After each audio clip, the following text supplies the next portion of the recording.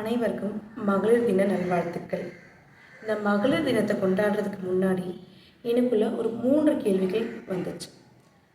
இதை பெண்களாகி உங்களிடம் கேட்டால் எனக்கு பதில் கிடைக்கும் தோன்றதுனால போடப்படுற பதிவு தான் இது.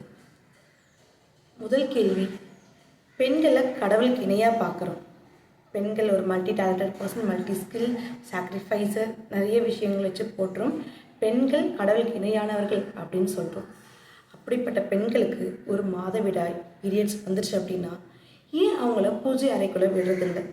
ஏன் தீட்டுன்னு சொல்லி அவங்கள ஒதுக்கி வைக்கிறோம்? இரண்டாவது கேள்வி, பண்டிகை காலங்கள், ஒரு விசேஷ நாட்கள் வந்துச்சுன்னா பெண்கள் அனைத்தையும் சமைக்கிறோம், எல்லாத்தையும் செய்கிறோம். அம்மா பாட்டிங்க செஞ்சது எல்லாத்தையும் பார்த்துருக்கோம், நிறைய செய்வாங்க, சாமியெல்லாம் கும்பிடுவாங்க. ஆனால் சாமி கும்பிட்டு படையில் போட்டு சாமி கும்பிட்ட பிறகு அந்த படையில் நம்ம அம்மாவோ பாட்டியோ வீட்டில் இருக்கிற அக்காவோ தங்கச்சியோ சாப்பிட்றது கிடையாது. வீட்டில் இருக்கிற ஆண்களுக்கு தான் நம்ம அம்மா கொடுப்பாங்க, அவங்க தான் சாப்பிடணும்னு சொல்லுவாங்க. நம்ம அம்மாவும் எடுத்து சாப்பிட மாட்டாங்க. அது ஏன் பெண்கள் எடுத்து சாப்பிடக்கூடாது? ஏன்னா ஃபுல்லாக சமைச்சது அவங்க தான், எல்லாத்தையும் செஞ்சது அவங்க தான். ஆனால் முதல் இதுவாக அவங்க போய் எடுத்து சாப்பிட மாட்டுறாங்க, சாப்பிடக்கூடாதுன்னு சொல்கிறாங்க. அது ஏன்? மூன்றாவது கேள்வி, ஒரு கணவன் மனைவி கிட்ட ஒரு மனைவி இறந்துட்டா அந்த கணவனுக்கு ஒரு பெரிய இழப்பு. ஆனால் அந்த கணவனுக்கு அன்னைக்கு சடங்குகள் எதுவும் பெருசாக கிடையாது எனக்கு தெரிஞ்சு.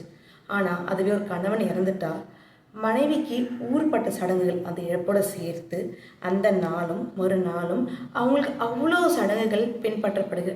அவங்க கஷ்டத்தில் இருக்கிறாங்க தெரிஞ்சும் நம்ம அந்த சடங்குகள் செய்கிறோம் பெண்களுக்கு. ஏன் அப்படிப்பட்ட சடங்குகள் அவ்வளோ ஒரு கஷ்டமான விஷயத்த அப்போ அந்த பெண்களுக்கு செய்கிறாங்க? ஸோ இந்த மாதிரி கேள்விகள் எனக்குள்ளே நிறையா வந்துச்சு இதை மகளிர் தினம் கொண்டாடுறதுக்கு முன்னாடி. இந்த பதிவு எதுக்கு முக்கியமாக அப்படின்னா, நான் ஒரு 1.5 வயசு பெண் குழந்தையோட அம்மா. இந்த மாதிரி சடங்குகள் விஷயங்கள் அடுத்த ஜென்ரேஷனால என் குழந்தைகளுக்கு போகக்கூடாது அப்படின்னு ஒரு விஷயம் தோன்றதுனால இந்த பதிவை நான் போடுறேன்.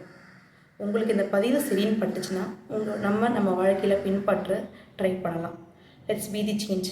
Happy women's day to every one. Thank you.